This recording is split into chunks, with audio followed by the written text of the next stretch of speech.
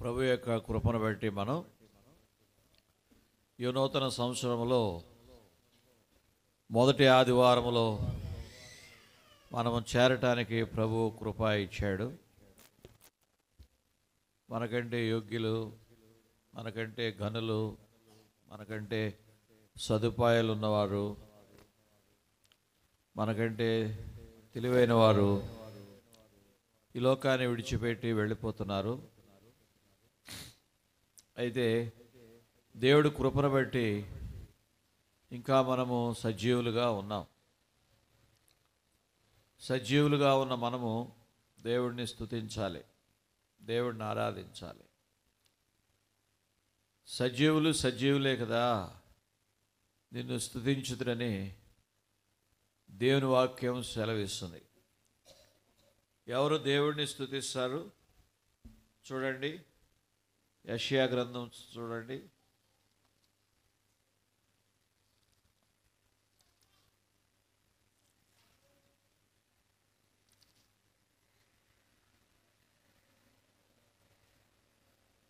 యెషయా గ్రంథం 38వ అధ్యాయం 19వ వచనం. యెషయా గ్రంథం 38వ అధ్యాయం 19వ వచనం. సజీవులే కదా, నిన్ను స్తుతించుదురు. ఈ దినము నేను సజీవుడినై ఉన్నాను, నేను సజీవుడినై నిన్ను స్తుతించున్నాను. సజీవులే కదా, నిన్ను స్తుతించుదురు. ఈ దినమున సజీవుడినై నిన్ను స్తుతిస్తున్నాను అని ఇక్కడ దైవజనుడు మాట్లాడుతున్నాడు. చూడండి 18వ వచనం. పాతాళమున నీకు స్తుతి కలుగదు, మృతి నీకు కృతజ్ఞతాస్తుతి చెల్లింపదు. సమాధిలోకి దిగువారు నీ సత్యమును ఆశ్రయించరు. పాతాళమున నీకు స్తుతి కలుగదు, పాతాళము నీకు స్తుతి కలుగదు, మృతి నీ కృతజ్ఞతాస్తుతి చెల్లింపదు. సమాధిలోకి దిగువారు నీ సత్యమును ఆశ్రయించరు. సమాధిలోకి వెళ్ళిపోయిన వాళ్ళు ఇంకేమి చేయటానికి ఆస్కారం లేదు. కాబట్టి చనిపోయిన వాళ్ళు ఇంకా ఏమీ చేయలేరు.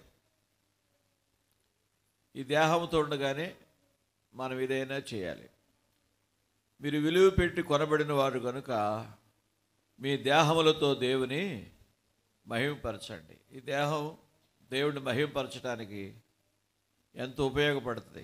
దేవుడిని సేవించడానికైనా, సువార్త ప్రకటించడానికైనా,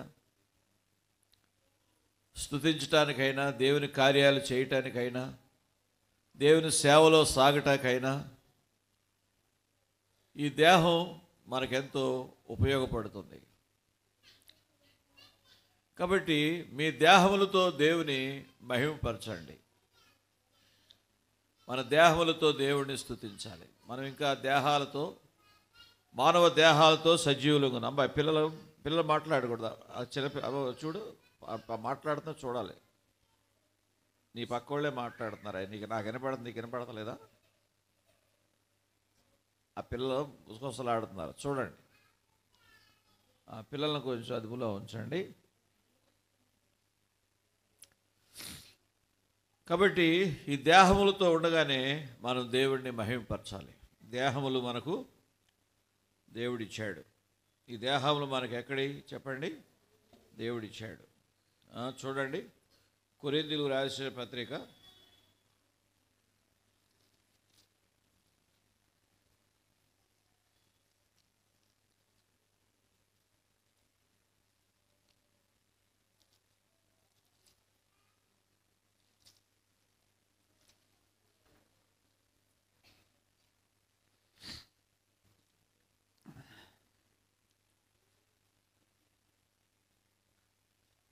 1 కొరింథీ 3వ అధ్యాయం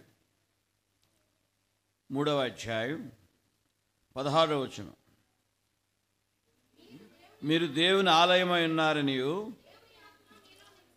దేవుని ఆత్మ మీలో నివసించున్నాడనియు మీరు ఎరుగరా. మీరు దేవుని ఆలయం మీరే. మన దేహాల్లోనే దేవుడు నివసించాలని దేవుడు కోరుతున్నాడు. ఆలయాల్లో కాదు, ఇటుకలతో కట్టిన ఆలయాల్లో కాదు, మన హృదయంలో. నా కుమారుడా నీ హృదయం నాకి అంటాడు. మన హృదయం అనే దేవాలయంలో ప్రభు ఉండాలని కోరుతున్నాడు. కాబట్టి మీ దేహములు దేవుని వల్ల మీకు అనుగ్రహించబడ్డాయి. 6:19 1 కొరింథీ 6వ అధ్యాయం 19వ వచనం. 1 కొరింథీ 6:19. మీ దేహము దేవుని వల్ల మీకు అనుగ్రహింపబడి మీలోనున్న పరిశుద్ధాత్మకు ఆలయమైనదని మీరు ఎరుగరా. మీ దేహాలు ఎక్కడి? ఎవరిచ్చారు మీకు దేహాలు? దేవుడిచ్చాడు. నా దేహం నా ఇష్టం అంటే కుదరదు. అనేకులు నా దేహం నా ఇష్టం అనుకుంటున్నారు. నా ఇష్టానుసారంగా వాడుతున్నామంటున్నారు. ఈ దేహంతో పాపాలు చేస్తున్నారు. ఈ దేహాన్ని పాపానికి అమ్ముకుంటున్నారు. పాపకార్యాలు ఎన్నో భూమి మీద మానవులు ఈ దేహంతో చేస్తారు. మా దేహం మా ఇష్టం అన్నట్లు. మీ దేహం కాదది. మీ దేహములు దేవుని వల్ల మీకు అనుగ్రహించబడి మీలోనున్న పరిశుద్ధాత్మకు ఆలయమైనదని మీరు ఎరుగరా. మీరు మీ సొత్తు కారు, విలువ పెట్టి కొనబడిన వారు కనుక మీ దేహములతో దేవుని మహిమపరచండి. విలువ పెట్టి కొన్నాడు ఈ దేహాన్ని. పరాధీనంలోకి వెళ్ళిపోయాం మనం. పరాధీనంలోకి, శత్రువు యొక్క చేతిలోకి వెళ్ళిపోయాం. విలువ పెట్టి మనల్ని కొన్నాడు. విలువైన రక్తం, పరిశుద్ధమైన రక్తం, అమూల్యమైన రక్తం. అమూల్యమైనటువంటి రక్తం పెట్టి ఆయన మనల్ని కొన్నాడు. మనల్ని కొనేసాడు, బయటికి తెచ్చేశాడు. పాప బంధకాల్లో నుండి మనల్ని బయటికి తెచ్చేశాడు. కాబట్టి విలువ పెట్టి కొనబడిన వారు కనుక మీ దేహములతో దేవుని మహిమపరచండి. కాబట్టి గలతీ పత్రికలో మనం చూస్తాం. దయతో చూడండి. గలతీలకు రాసిన పత్రిక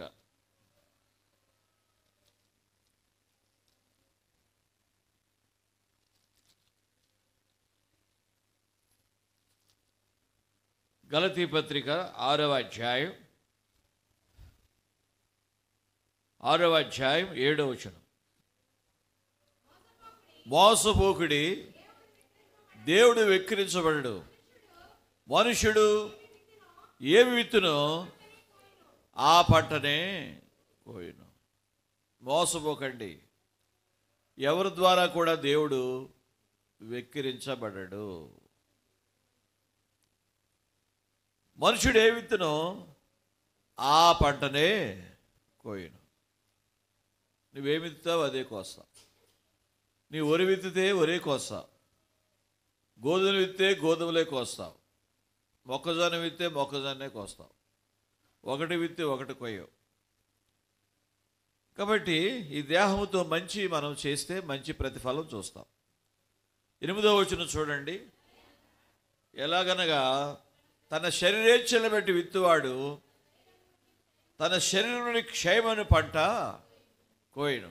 తన శరీరాలను బట్టి విత్తువాడు శరీరుని క్షయమనే పంట కోస్తాడు. శరీరేచ్ఛలు మనం విత్తకూడదు. తర్వాత ఆత్మను బట్టి విత్తువాడు ఆత్మనుడి నిత్య జీవమని పంట కోయను. శరీరేచ్ఛలను బట్టి విత్తువాడు శరీరుని క్షయమనే పంట కోస్తాడు.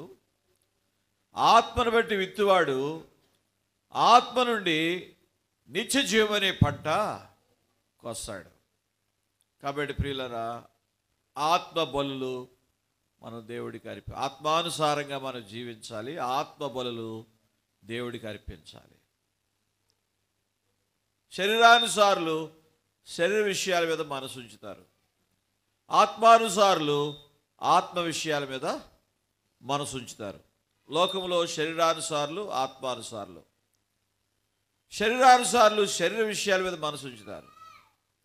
ఏమి తిందాం, ఏమి త్రాగుదాం, ఏ సినిమా చూద్దాం, ఏ నాటకాలకు వెళదాం, ఏ బూటకాలకు వెళదాం, ఇలాగా ఎంతసేపు కూడా శరీర విషయాలే ఆలోచిస్తారు. ఆత్మానుసారులు ఆత్మ విషయాలు ఆలోచిస్తారు. ప్రార్థనకి వెళదాం, బైబిల్ చదువుకుందాం, ప్రార్థన చేసుకుందాం, దేవుని బిడ్డలతో సహవాసం చేద్దాం, దేవుని ఇంటికి వెళదాం, దేవుని కార్యాల్లో సాగుదాం అని ఆత్మానుసారులు ఈ ఆశయం వాళ్ళకు ఉంటుంది. శరీరానుసారులు ఆత్మానుసారులు. ఆత్మానుసారమైన మనసు మరణము, ఆత్మానుసారమైన మనసు జీవము. చూడండి, రోమాపత్రిక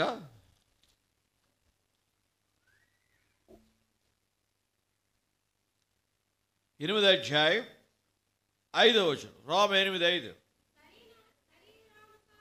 శరీరానుసారులు శరీర విషయాల మీద మనసు ఉంచుతారు, ఆత్మానుసారులు ఆత్మ విషయాల మీద మనసు ఉంచుతారు.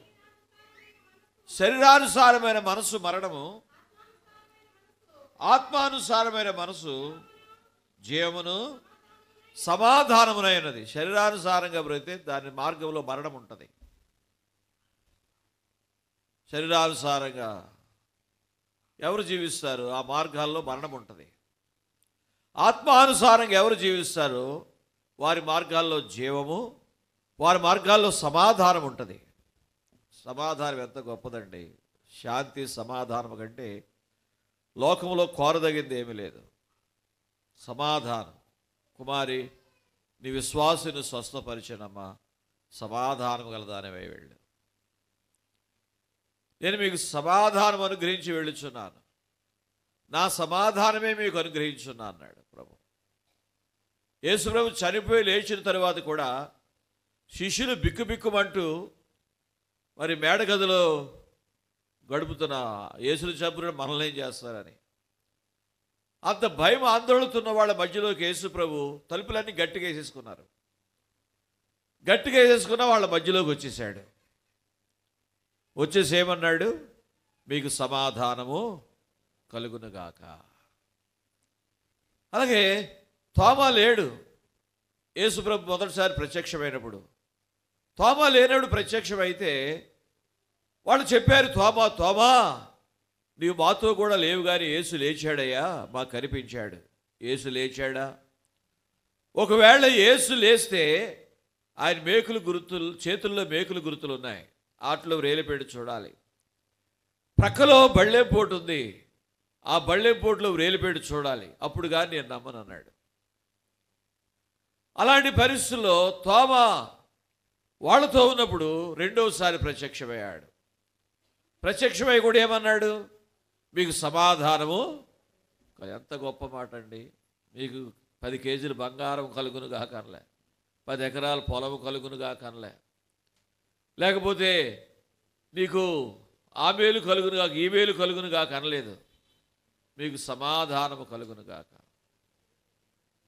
పర్వతములు తొలగిపోయినా, మెట్టలు తత్తరిల్లినా నా కృప నిన్ను విడిచిపోదు. సమాధానార్థమైన నా నిబంధన యొద్ద నుండి తొలగిపోదు. మనకేమి లోకం లేకపోవచ్చు, మన హృదయం నిండా సమాధానం ఉంటుంది. దేవుని పిల్లలకు సమాధానం ఉంటుంది.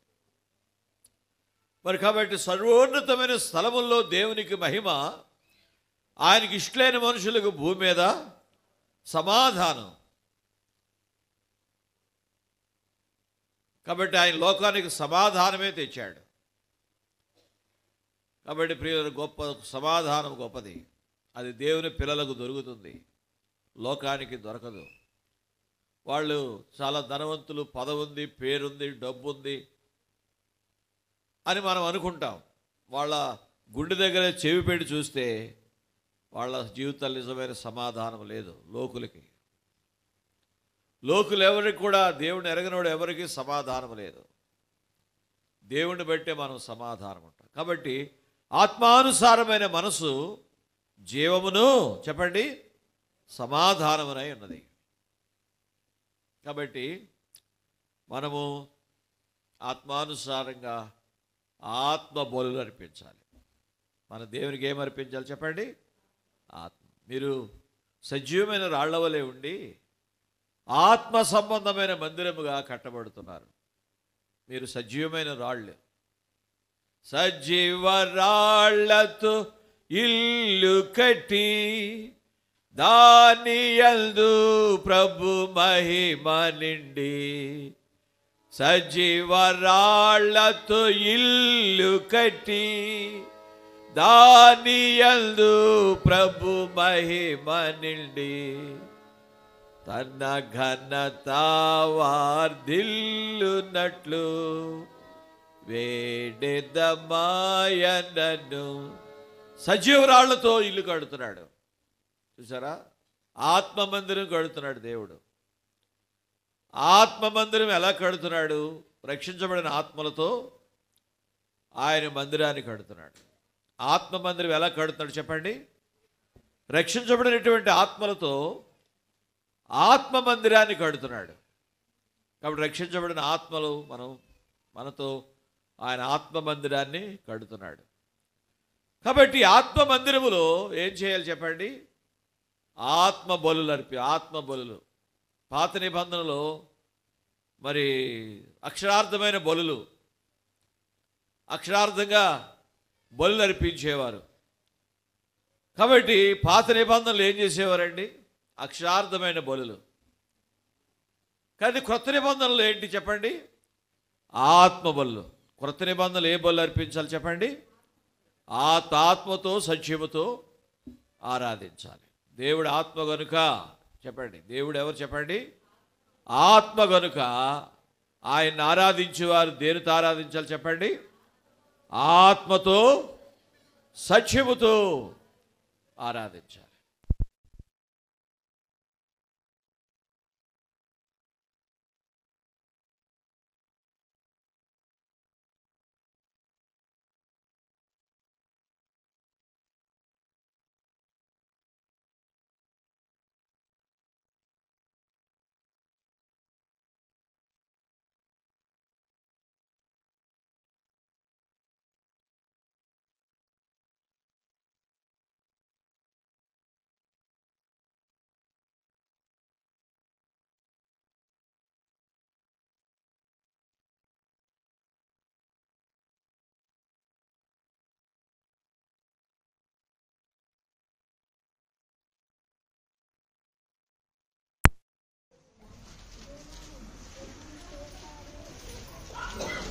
యోహాను సువార్త 4వ అధ్యాయం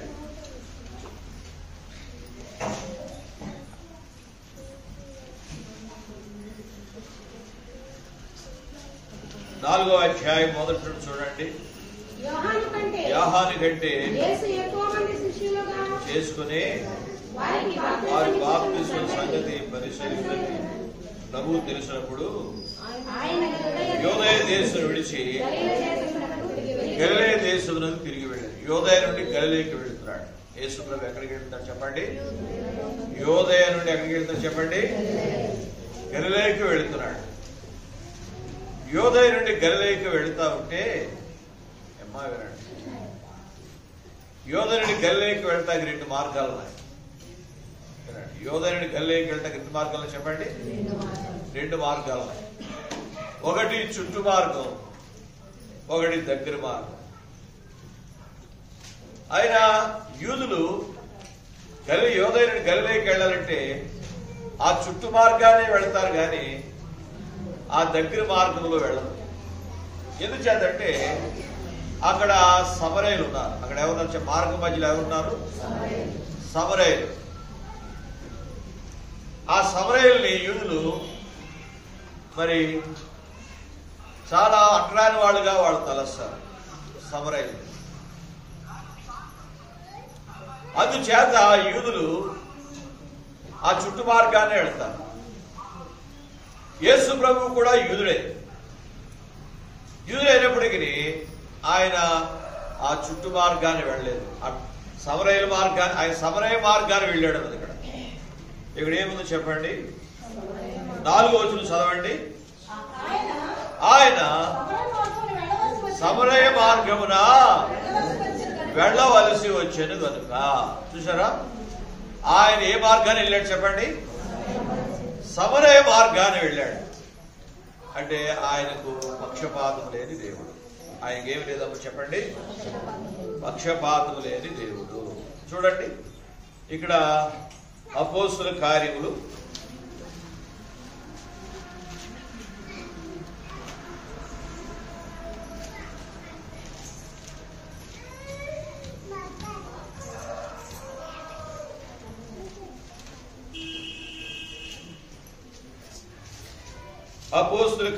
10వ అధ్యాయం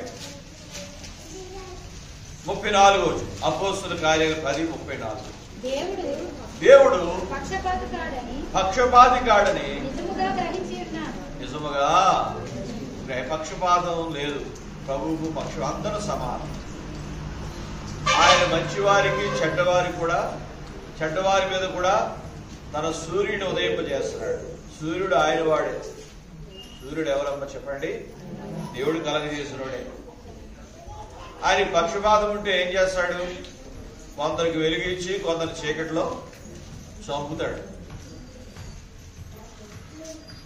కాబట్టి సూర్యుడు ఆయన వాడే. ఆయన అందరి మీద కూడా సూర్యుడిని ఉదయింపజేస్తున్నాడు. ఇంకా నీతిమంతుల మీద అనీతిమంతుల మీద కూడా ఈ వర్షాన్ని కురిపిస్తున్నాడు. కాబట్టి ఆయనకు పక్షపాతం అనేది లేదు. అందరినీ సమానంగా చూస్తున్నాడు. ఇక్కడ పేతురు కొంతకాలం పక్షపాతంతో ఉన్నాడు. మా యూదులకే దేవుడు, మా యేసు ప్రభు అనుకున్నాడు. అనుకుంటే ఇప్పుడు దేవుడు పేతురుతో చెప్పాడు. ఏం చెప్పాడు? ఒకసారి పేతురు మిద్ది మీద ప్రార్థన చేసుకుంటాడు. మిద్ది మీద ప్రార్థన చేసుకుంటా ఉంటే ఒక దర్శనం వచ్చింది. ఏంటా దర్శనం అంటే 4 చెక్కులు పట్టినటువంటి దుప్పటి, పరిచినటువంటి దుప్పటి కనపడుతుంది. ఆ దుప్పట్లు అన్ని రకాల జంతువులు, సతిస్పాద జంతువులు, ప్రాకు పురుగులు అన్నీ ఉన్నాయి. అన్నీ ఉంటే పేతురు అన్నాడు, ప్రభు పేతురు వాటిని చంపుకు తినన్నాడు. చంపుకు తినంటే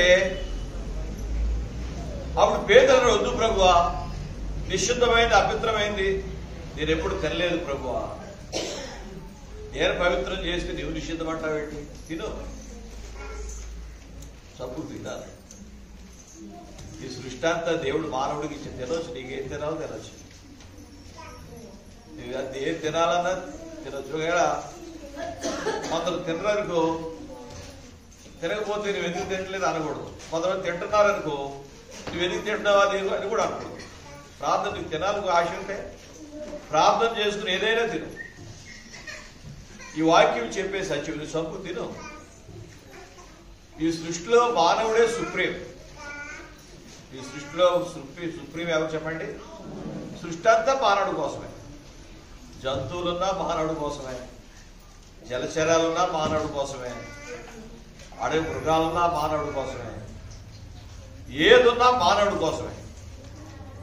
కాబట్టి పేతురు అన్నాడు, నీవు చంపు తినంటే, వద్దు ప్రభువా, అపవిత్రమైంది, నేను ఎప్పుడు తినలేదు ప్రభు అంటే.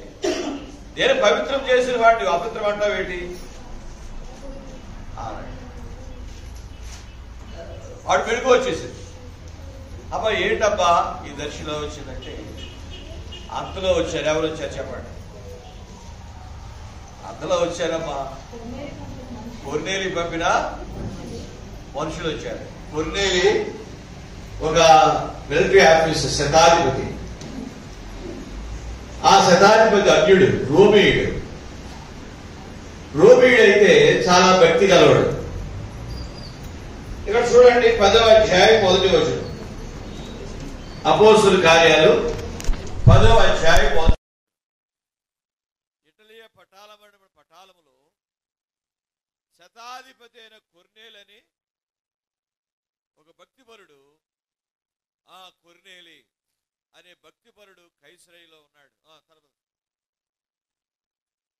తన ఇంటి వారితో కూడా దేవుని యందు భయభక్తులు గలవాడయుండి బహుధర్మము చేయించు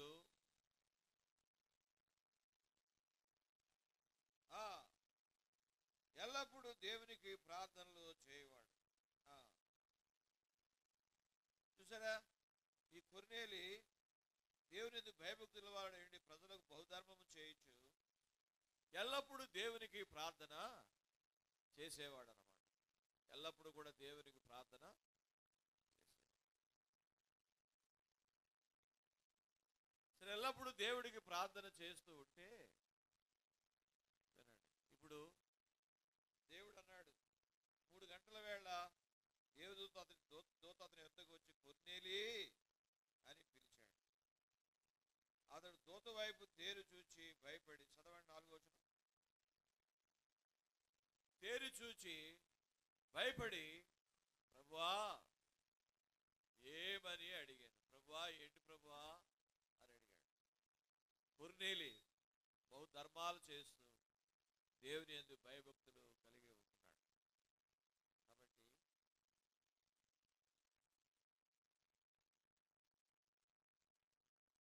కాబట్టి ధర్మాలు చేస్తున్నాడు, భయభక్తులు కలిగి ఉంటున్నాడు, సత్యాన్వేషి. ఒక మాటలో చెప్పాలంటే ఎవరు చెప్పండి? కొర్నేలి ఎవరు చెప్పండి? సత్యాన్వేషి.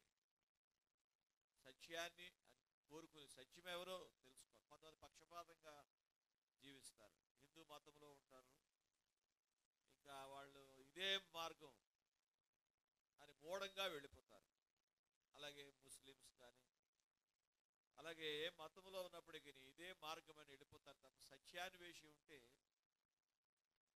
సత్యాన్ని తప్పగా స్వీకరిస్తాడు. ఒక పర్యాయం శ్రీకృష్ణ పరమహంస మఠం వాళ్ళు క్రిస్టమస్ చేస్తారు. వినండి, శ్రీకృష్ణ పరమహంస మఠం వాళ్ళు క్రిస్టమస్ చేస్తారు. తణుకులో ఆ మఠం వాళ్ళ సమాజం ఉంది, వాళ్ళు క్రిస్టమస్ చేస్తారు. ఆ క్రిస్టమస్కి మమ్మల్ని కూడా పిలిచారు ఈసారి. నేను అలాంటి లెగ్గారి మంచి అక్కడ ప్లే చేశాను ఆ మఠంలో.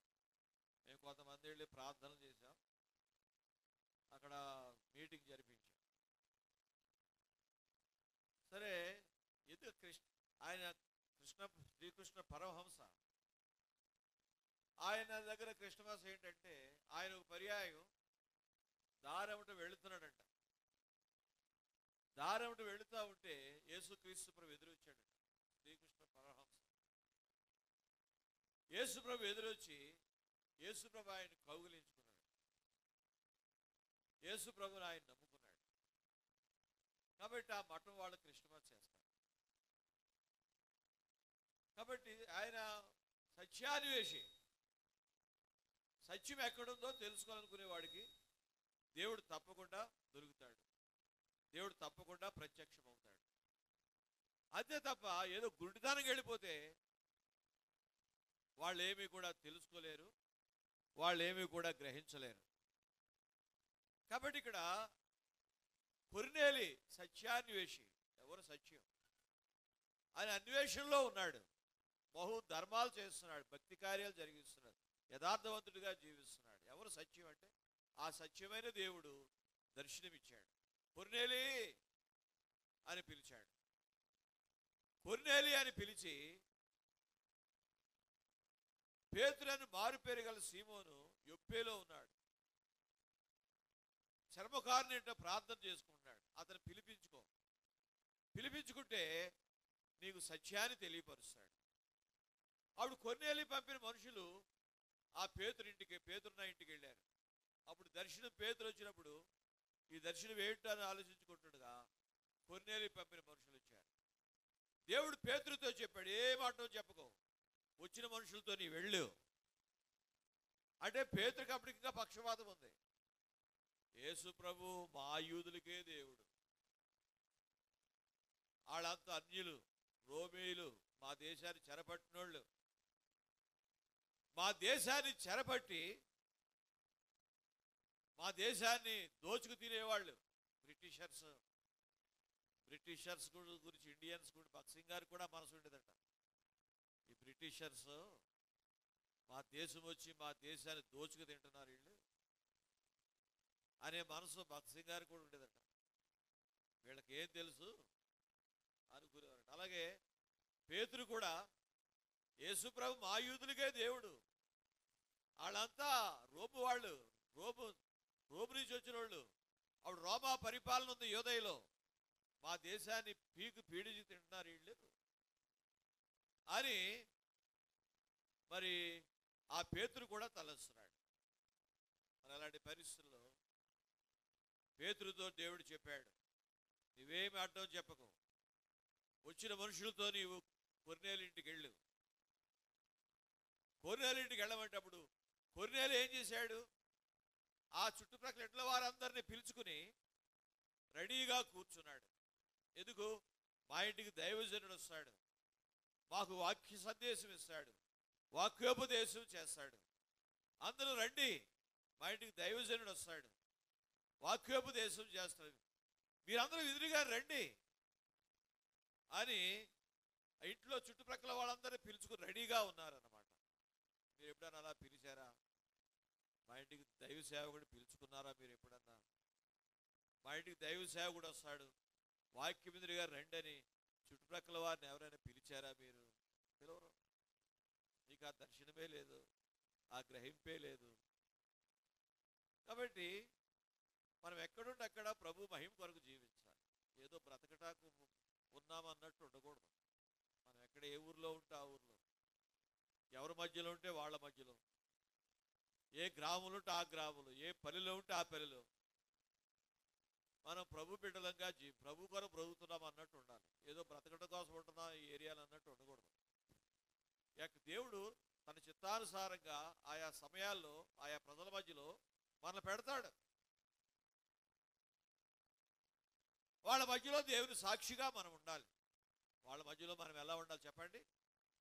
దేవుని సాక్షులుగా ఉండాలి తప్ప ఏదో వండుకుంటున్నామా, తింటున్నామా, ఏదో మన బతుకు మనం బతుకుతున్నామా, మన జీవితాలు వెళ్తున్నాయా అన్నట్టు ఉండకూడదు. మన గృహ కూడికలు ఉన్నాయా? గృహ కూడికలు పెట్టుకోండి. కొత్త సంవత్సరంలో ప్రతి ఇంటికాడ కూడిక పెట్టుకోండి. మీరు చుట్టుప్రక్కల వారిని పిలవండి. ఈరోజు మా ఇంటికి దైవ సేవకులు వస్తున్నారు, దేవుని పిల్లలు వస్తున్నారు, మీరు వాక్యం ఎదురుగా రెండమ్మా అని పిలవండి. ఆ రీతి ఇతరులు మీరు వాక్యం అందించిన వాళ్ళు అవుతారు. ఇతరులు దేవుడి గురించి తెలుసుకోవటానికి మీరు కారకులు అవుతారు. అది మీకు ఆశీర్వాదం అవుద్ది, అది మీకు దీవెన అవుద్ది. ఏదో మేమేదో మా బ్రతుకమే ప్రభుత్వాన్ని యేసు ప్రభువులు మాకెందుకు, అందరికీ చెప్పే పని మాకెందుకు అనుకోకండి. అలాగ అనుకుంటే మీకు ప్రతిఫలం ఉండదు. ఎక్కడుంటే అక్కడ ప్రభు సాక్షులుగా ఉండండి. ఎక్కడుంటే అక్కడ ప్రభు బిడ్డలుగా ఉండండి. ఆయా సమయాల్లో, ఆయా కాలాల్లో, ఆయా ప్రజల మధ్యలో దేవుడు తన చిత్తానుసారంగా మనం ఉంచుతాడు. ఎందుకంటే వాళ్ళందరికీ వెలుగు మనం చూపించాలని. ఆ దేవుని ఉద్దేశం మనం నెరవేర్చాలి. మనం నెరవేర్చట్లేదు. కాబట్టి ఇక్కడ కొర్నేలి ఏం చేశాడు? కొర్నేలి మరి పేతురు కొరకు కౌరు పంపాడు.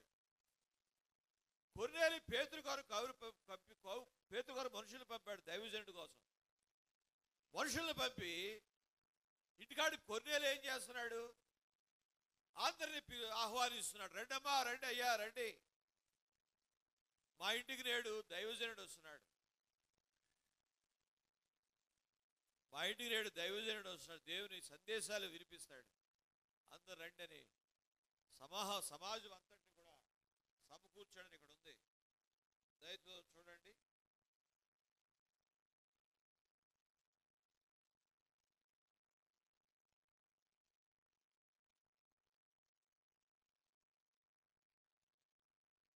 దయతో చూడండి 10వ అధ్యాయం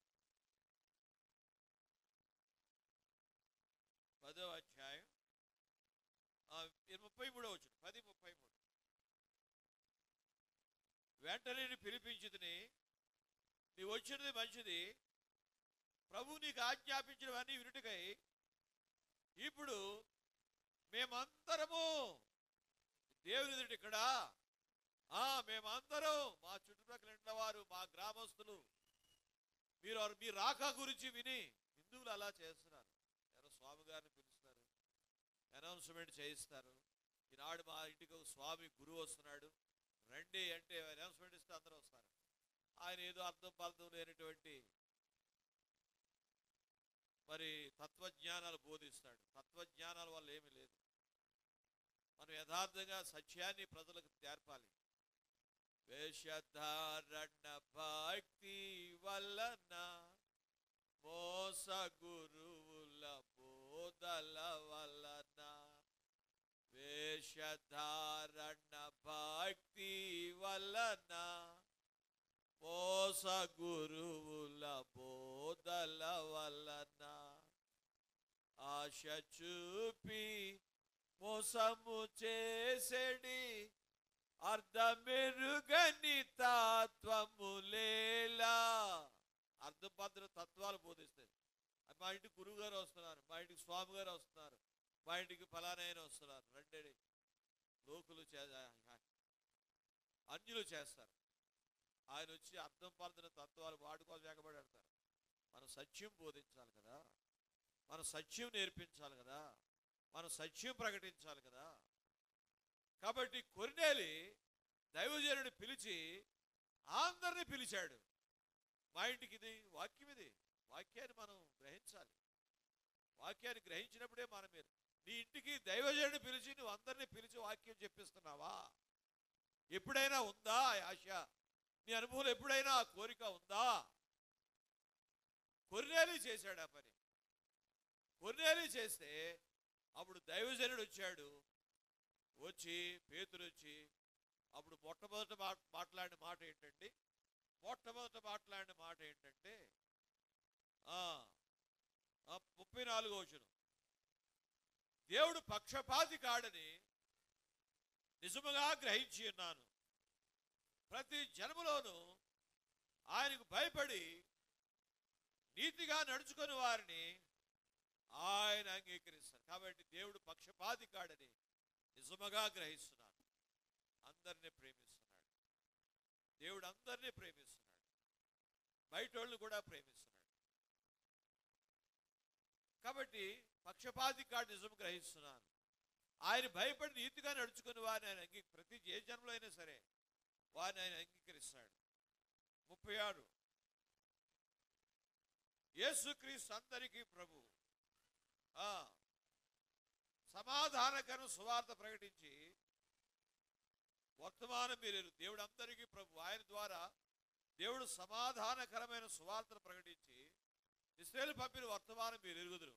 ఇటలీ వాళ్ళు అన్యులు, దేవుడు ఇశ్రాయేలు మధ్యలో తన కుమారుడిని పంపి సమాధాన సువార్త ప్రకటించిన విషయం మీరు ఎరుగుదురు. దేవుడు నజరేయుడైన యేసును పరిశుద్ధాత్మతో అభిషేకించాడు. దేవుడు ఆయనకు తోడై ఉన్నాడు. కాబట్టి చూడండి 38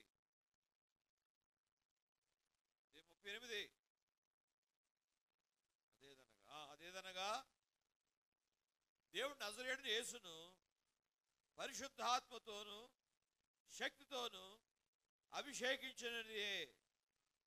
దేవుడు ఆయనకు తోడైనను కనుక మేలు చేయొచ్చు, అపవాది చేత పీడిపడిన వారిని స్వస్థపరచు. కాబట్టి దేవుడు ఆయనకు తోడై ఉన్నాడు. నజరేయుడైన యేసును పరిశుద్ధాత్మతో అభిషేకించాడు. దేవుడు ఆయనకు తోడైనాడు. కాబట్టి మేలు చేస్తున్నాడు, అపవాది చేత పీడింపడిన వారిని స్వస్థపరుస్తున్నాడు. యోధా దేశము యెరూషలేములో చేసిన వారికి మేము సాక్షులు. ఆయనను వారు మ్రాను వేలాడదీసి ఆయన చంపేశాడు.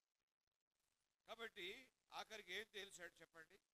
43వ వచనం, 43 ఆయన విశ్వాసం ఉంచి వాడెవడో వాడు ఆయన నా మూలముగా పాపక్షమాపణ పొందునని ప్రవక్తలందరూ ఆయన గురించి సాక్ష్యము చెప్పుచున్నారు. కాబట్టి ఆయన నామం ఎవరు విశ్వాసం ఉంచుతారో ఆ నామం మూలముగా పాపక్షమాపణ వస్తుంది. చేసిన పాపాలకి క్షమాపణ. కుమారుడా నీ పాపాలు క్షమించబడ్డాయి, కుమారి నీ పాపాలు క్షమించబడ్డాయి. ఆయన దగ్గర వచ్చే వాళ్ళందరికీ కూడా పాపములు క్షమించబడ్డాయి. పాపములను క్షమించుటకు ప్రభుకే అధికారము కలదు. పాపములను క్షమించుటకు ప్రభుకే అధికారము కలదు. ఎవరి పాప దోషములు పరిహరించబడును వారే ధన్యులు పరలోకములో నిశ్చయముగా. నాయనా కొర్నేలితో ప్రజలారా, ఆ దేవుడు యేసుక్రీస్తు శిలువలో చచ్చిపోయాడు, రక్తము కార్చాడు. ఆయన ఎవరు విశ్వాసం ఉంచుతారు వారికి పాప క్షమాపణ వస్తుంది. కాబట్టి ఇంత గొప్ప మేలు ప్రభువులో దొరుకుతుందండి. కాబట్టి పాపములు క్షమించటానికి మనుష్య కుమారునికి అధికారం ఉంది, ఎవ్వరికి లేదు అధికారం. పాపాలు క్షమించడానికి ఇతరెవరు అన్నారు యూదులు. కాబట్టి ఎంత ఘోర పాపినైనా క్షమిస్తాడు. ఈ వాక్యం వింటుండగా వాళ్ళ మీదకి పరిశుద్ధాత్ముడు దిగాడు. కాబట్టి 44వ వచనం, పేతురు ఈ మాటలు చెప్పుచుండగా పరిశుద్ధాత్ముడు అందరిలో వర్క్ చేశాడు. పరిశుద్ధాత్ముడు వర్క్ చేసే రోజులు ఇవి. పరిశుద్ధాత్ముడు పనిచేసే రోజులు ఇవి. పరిశుద్ధాత్ముడు అందరిలో ప్రవేశించే రోజులు ఇవి. నువ్వు గ్రహించు, నీవు సహకారిగా ఉండు. పేతురు వెళ్ళాడు కొర్నేలి, ఆ పరిశుద్ధాత్మ కార్యానికి తాను సహకారిగా ఉన్నాడు. తన చుట్టుప్రక్కల వారిని పిలిచాడు, పేతురు పిలిచాడు, వాక్యం చెప్పించాడు. వారి మీద పరిశుద్ధాత్ముడు దిగాడు. అందరిలో దేవుడు కార్యం చేశాడు. వాళ్ళు అమ్మరండే, వాళ్ళు హిందువులండే, వాళ్ళు అన్యులండే, వాళ్ళు అలాగండే ఇలాగండే అని తేలిగ్గా కొట్టిపారేస్తాం. అయితే కావచ్చు నువ్వు చేసిన ప్రయత్నం చిన్న ప్రయత్నం అనేది. నువ్వు ప్రయత్నం చేస్తే దేవుడు దాన్ని ఆశీర్వదిస్తాడు. కొర్నేలి చేశాడు. కొర్నేలి ఏం చేశాడు? దైవజనుడిని పిలిపించాడు, చుట్టుప్రక్కల వారందరినీ పిలిపించాడు. మా ఇంటికి దైవజనుడు వస్తున్నాడు, రండి వాక్యం చెప్తాడని తన ప్రయత్నం తాను చేశాడు. గొప్ప కార్యం అక్కడ జరిగింది. వాళ్ళు వాక్యం వినే వాళ్ళందరిలోకి పరిశుద్ధాత్ముడు దిగాడు. పరిశుద్ధాత్ముడు దిగితే అప్పుడు వాళ్ళందరూ కూడా బాప్తిస్మం పొందారు. చూడండి 47వ వచనం.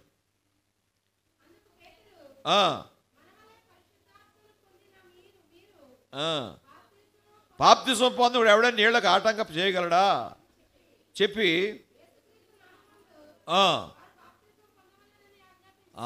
యేసు నామములో బాప్తిస్మం కూడా పొందాలి మీరు ఆయన ఆజ్ఞాపిస్తే కొర్నేలి ఇంట్లో ఉన్న వాళ్ళందరూ అన్యులంతా కూడా బాప్తిస్మం తీసుకున్నారు. అప్పుడు పేతురు వాళ్ళతో కొన్ని దినాలు ఉన్నాడండి.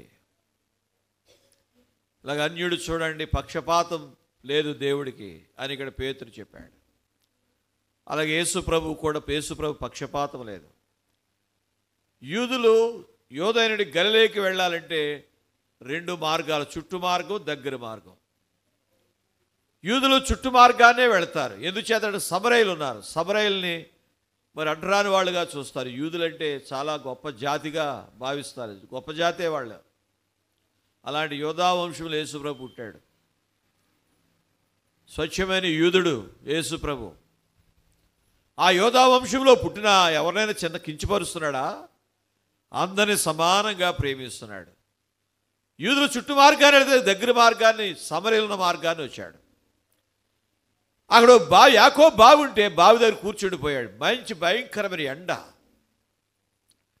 ఎండలో బావి దగ్గర కూర్చుండిపోతే అంత ఎండలో బావి దగ్గరికి ఎందుకు వచ్చే? There is purpose behind it. యేసుప్రభు ఎక్కడికి వెళ్ళినా కారణం ఉంటుంది. ఏదో గాలికి తిరిగేవాడు కాదు. మనుషులు గాలికి తిరుగుతారు, గాలికి తిరగకూడదు. ఎక్కడికి వెళ్ళినా ప్రార్థన చేసుకుని వెళ్ళాలి. ప్రభుతో చెప్పి వెళ్ళాలి. ప్రభుతో చెప్పి వెళ్ళి ఆ వెళ్ళిన పనులు చూసుకుని రావాలి. అడిగాలు ఇస్తాడు, గాలి మనుషులుగా ఉండకూడదు మనం. ప్రభు ఎక్కడికి వెళ్ళినా ఒక కారణంతో వెళ్తాడు. అక్కడ యాకోబు బావి బావి దగ్గర కూర్చున్నాడు. మిట్ట మధ్యాహ్నం వేళ ఆయన ఎందుకు వెళ్ళాడు? దానికి కారణం ఉంది. ఈ లోపల ఒక స్త్రీ, సమరయ స్త్రీ ఆ బావి దగ్గరికి వచ్చింది, నీళ్ల కొండట్టుకు వచ్చింది. అంత మిట్ట మధ్యాహ్నం వాడు ఆమె ఎందుకు వచ్చింది? సమాజం ఆమెను వెలేశారు. అందరూ వస్తే, అందరూ వచ్చినప్పుడు ఉంటే వాళ్ళు వెళ్ళిపోతారు, సిగ్గుపడిపోద్ది.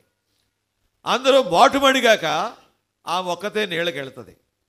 అది ప్రభు తెలుసు. ఆమె కొరకు ప్రభు వచ్చాడు. ఒక పాపి కొరకు ప్రభు వెతుక్కుంటూ వెతుక్కుంటూ అది ప్రభు భారం, ప్రభు కలిగిన బర్డన్, భారం.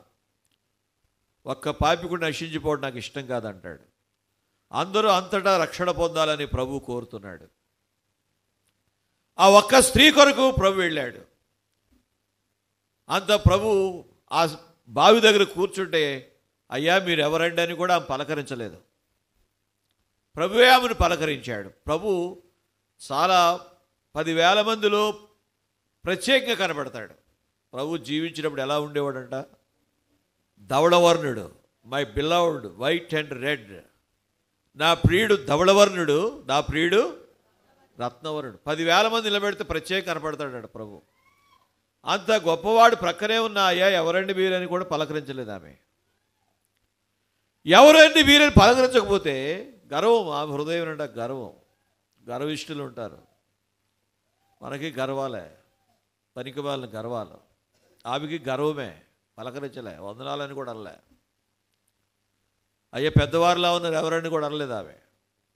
చాలా గర్వం. కాబట్టి ప్రభువే ఆమెను పలకరి. అది ప్రేమ. ప్రభు మనలో గర్వం ఉంది, ఆయనలో ప్రేమ ఉంది. ప్రేమతో అన్నాడు, అమ్మా దాహానికి కొంచెం నీళ్ళు ఇస్తావా అన్నాడు. అంటే అప్పుడు ఆమె అప్పుడు ఆశ్చర్యంగా చూసింది. నువ్వు చూస్తే యూదుడిలా ఉన్నావు, యూదుడివైన నీవు సమరయ స్త్రీనే నన్ను దాహాన్ని నీళ్ళిమ్మని ఎలా అడుగుతున్నావు? మీ యూదులు మా సమరయులతో సాంగత్యం చేయరు కదా.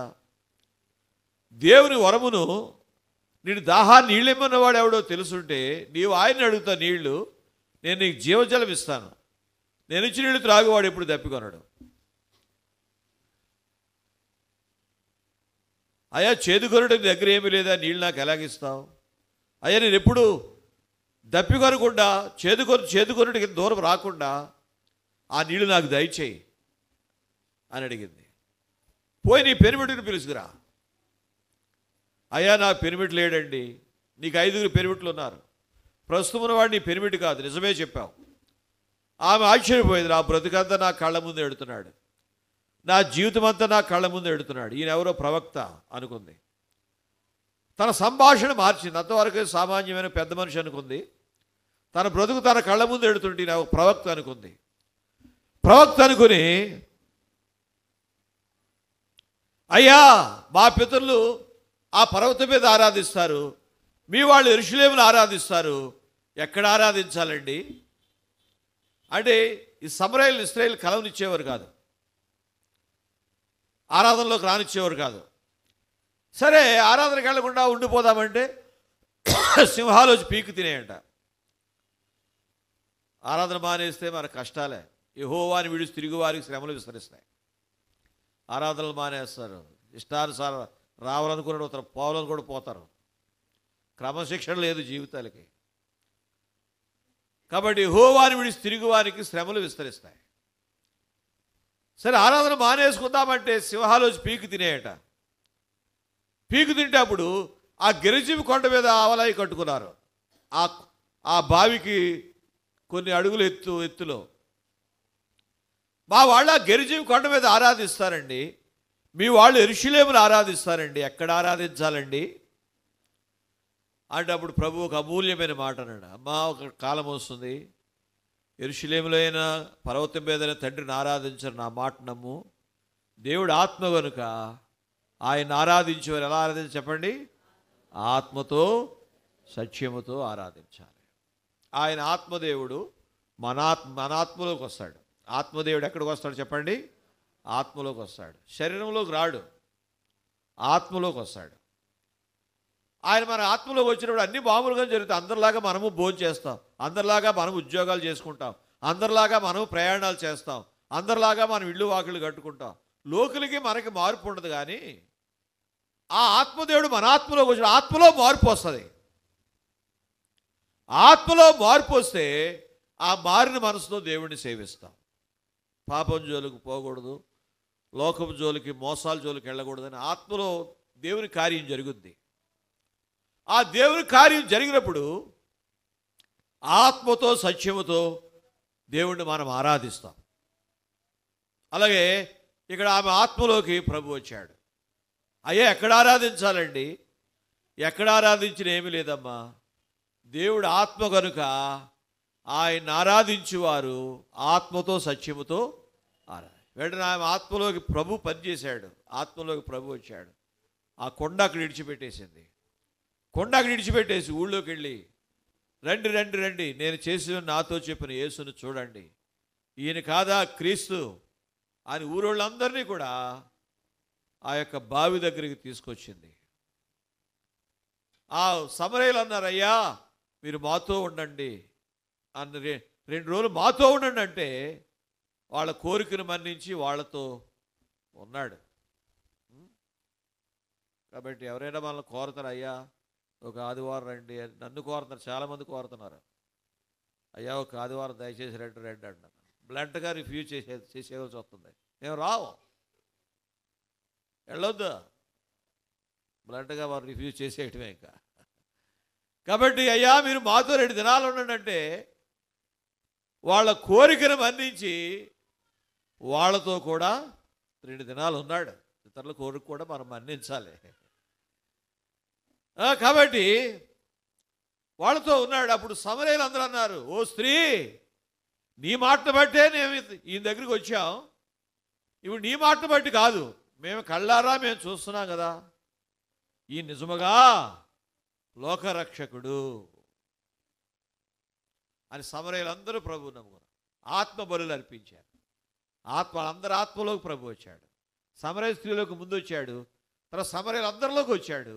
వాళ్ళు ఆత్మ బలులు అర్పించారు. ఓ ఆత్మదేవా, మా ఆత్మలోకి నీవు వచ్చావు, మా ఆత్మలు కడిగావు, మా ఆత్మలు శుద్ధి చేశావు, మా ఆత్మతో నిన్ను స్తుతిస్తున్నాం, ఆరాధిస్తున్నాం, గణపరుస్తున్నామని ఆత్మ సంబంధమైన ఆరాధన వాళ్ళు చేశారు. ఆత్మతో పాడాలి, ఆత్మతో స్తుతించాలి, ప్రతి పని ఆత్మీయంగా ఉండాలి. ఆత్మ మందిరం, ఆత్మలతో రక్షించబడిన ఆత్మలతో దేవుడు తన మందిరాన్ని కడుతున్నాడు. ఇటుకలతో కాదు, ఆత్మలతో కడుతున్నాడు. ఆ మందిరంలో మనం కట్టబడ్డాం. మీరు అంటాడు, ఏమంటాడు చెప్పండి, మీరు ఆత్మమందిరముగా కట్టబడుచున్నారు అంటాడు. ఎఫెసీ పత్రిక చూడండి, ఎఫెసీలకు రాసిన పత్రిక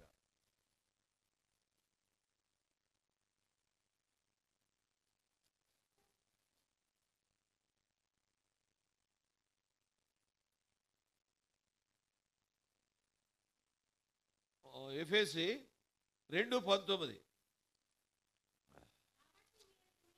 మీరు ఇక మీదట పరజనులను పరదేశులను ఏంటక దేవునింటి వారు, ఏకపాటు దేవునింటి వారు, ఆత్మ మందిరం, దేవుని సంఘం. దేవుని సంఘం అంటే ఆత్మ మందిరం. మీరు పరిశుద్ధులు ఏకపట్టణస్తులు, దేవుని ఇంటివారు, ఆత్మ మందిరంలో కట్టబడ్డారు. ఆ ఆత్మ బలులు అర్పించాలి. మనం ఏం అర్పించాలి చెప్పండి? అక్షరార్థమైన బలులు అర్పించారు పాత నిబంధనలో. ఇప్పుడు కూడా బలులు ఇద్దామా? లేదు, బలులు అక్కర్లే. మన పితరులు మొయిలా పోయారా కాడి, బలులు ఇవ్వాలి. అది ఈ పాపం చేసినప్పుడు కోడి దూడ తెచ్చుకో, పాపం చేసినప్పుడు గొర్రె పొట్టేలు తెచ్చుకో. ఎవరు తెగలడు గొర్రె పొట్టేలు, కోడి దూడలు? మన పితరులు మొయిలా పోయారా కాడి, ఇంకెందుకయ్యా శిష్యుల మీద మోపుతారంటాడు పేతురు. యాకోబు అంటాడు, మనమైనా మన పితరైన మొయిలని కాడి ఎందుకు శిష్యుల మీద మోపుతా? ఆ అక్షరార్థమైన బలులు లేకపోయాయి. ఆత్మ బలులు, ఆత్మతో సత్యముతో ప్రభువును మనం ఆరాధించాలి. ప్రభువా, నా కొరకు బలయ్యే వందనాలు, నా కొరకు సిలువెక్కే వందనాలు, నా కొరకు ప్రాణమిచ్చే వందనాలు, విలువైన పాప క్షమాపణ ఇచ్చే వందనాలు, విలువైన రక్తమిచ్చే వందనాలు, అమూల్యమైన ప్రాణమిచ్చే వందనాలు అని ఆత్మతో ఆరాధించాలి. ఆరాధిస్తే ప్రభు ఆగ్రాణిస్తాడు, స్వీకరిస్తాడు, సంతోషిస్తాడు. మనం గ్రహించిన వారమై ఆత్మ బలులు, ఆత్మ సంబంధమైన బలులు మన దేవునికి సజీవులంగా ఉన్నాం. సజీవులే కదా నేను స్తుతించారు. సజీవులు ఉండి దేవుడు మనం స్తుతించుకుందాం, ఆరాధించుకుందాం, ఘనపరుచుకుందాం. కొంతసేపు ప్రభుని స్తుతించండి, ఆరాధించండి.